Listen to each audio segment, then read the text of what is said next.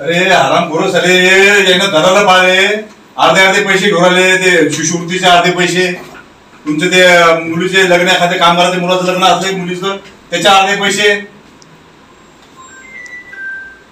रिन्युअलचे पैसे भाई रिन्युअलचे पैसे किती कामगार जालना कामगार अधिकारी कार्यालयात एजंट माध्यमातून कामे केली जातात। अण्णासाहेब चितेकर राष्ट्रवादी काँग्रेस जालना जिल्हा उपाध्यक्ष यांचा आरोप।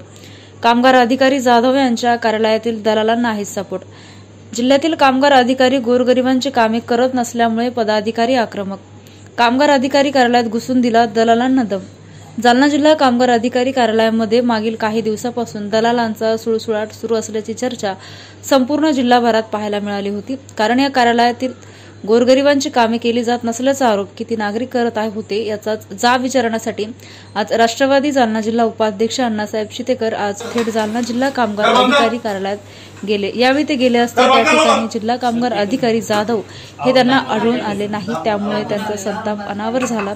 कारण की मागील 1 महिन्यापासून या कार्यालयात चक्रा मारत आहेत, मात्र कामगार अधिकारी यांना भेटत नसल्यामुळे त्यांचा संतापावर झाला व त्यांनी या ठिकाणी काम करणाऱ्या दलालांना बाहेर जोपर्यंत कामगार अधिकारी या गोरगरिबांची कामे करणार नाही तोपर्यंत मी कुठल्याही दलालांना या ठिकाणी काम करू देणार नाही असा मत यावेळी चितेकर यांनी दिला।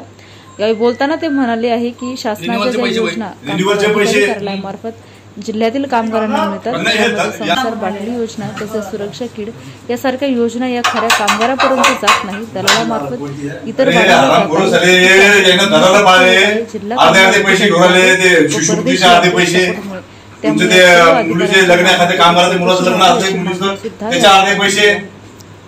मी अण्णासाहेब चितेकर डीपीटीसी मेंबर आणि राष्ट्रवादी काँग्रेस पार्टीचा जिल्हा उपाध्यक्ष आहे। माझ्याकडे अनेक गोरगरिबाच्या तक्रारी आलेल्या आहेत। गेल्या संपूर्ण एक महिना झाला की तो कामगार अधिकारी जाधव येतच नाही आणि सर्वसामान्य माणसाला भेटतच नाही। माझ्या तर कानावर असं आलंय की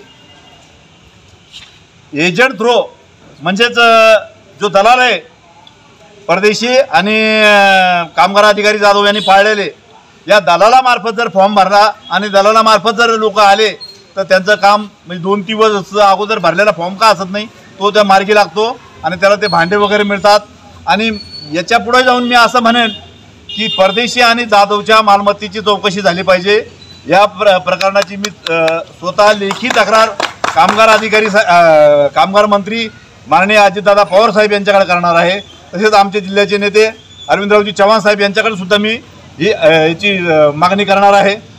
आणि जे लग्न कार्यासाठी जे पैसे मिळतात त्याच्यातून अर्धे पैसे एजंट घेतो आणि त्याच्यातून काही पर्सेंटेज हे जाधवचं आणि परदेशीचं ठरलेलं आहे। आज काय केलं आपण इथं? आज इथं आम्ही येऊन मी खरं म्हणजे कामगार अधिकारी जाधवला भेटण्यासाठी आलो होतो, परंतु पूर्ण 1 महिना झाला तो अद्यापपर्यंतही भेटला नाही। म्हणून आम्ही ते सर्व कर्मचाऱ्यांना बाहेर काढून आज लॉक लावण्याचा प्रयत्न केला। मी अण्णासाहेब चितेकर जिल्हा नियोजन समिती सदस्य आणि जिल्हा उपाध्यक्ष राष्ट्रवादी काँग्रेस पार्टी।